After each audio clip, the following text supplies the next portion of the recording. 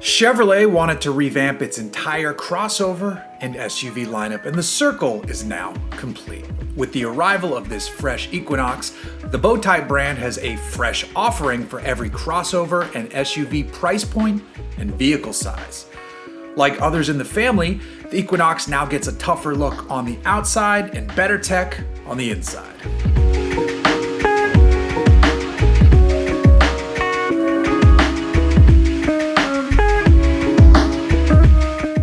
Chevy aimed to toughen up the outside of the Equinox. Different versions of that idea exist for each of the three trims available. The LT gets a chrome and gloss black front grille, for example. All three, the LT, RS, and Active, get distinct front fascias. From the side, the Equinox gets a squared-off wheel opening and some flared fender treatments, while the C-pillar gets a standout design flourish. The LT is the base model, and it wears 17-inch aluminum wheels.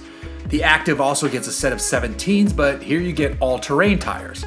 Finally, the RS sits on 19s as standard, or you can even upgrade to 20s. The Active wants to be the adventurous model with those all-terrains and blacked-out badges, though it's just a styling exercise. The RS is the street machine with its larger wheels, black mirrors, and available blacked-out roof. On the inside, all models get an 11-inch display ahead of the driver that pairs with another 11.3-inch display connected to it for the infotainment. The press release mentions the Google built-in services, but there's no mention of CarPlay or Android Auto. Word is that this one still has it, unlike the EV version. Regardless, Chevy did a nice job in the cabin. You've got heated front seats as standard, and the steering wheel is heated too. If you need more, you can option ventilated front seats and heated rear outboard seats as well.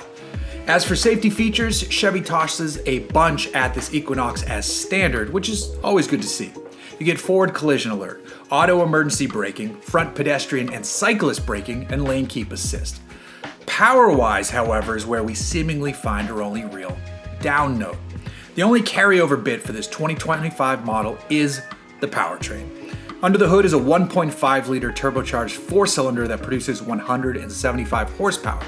If you go front-wheel drive, you're stuck with a CVT and 184 pound-feet of torque.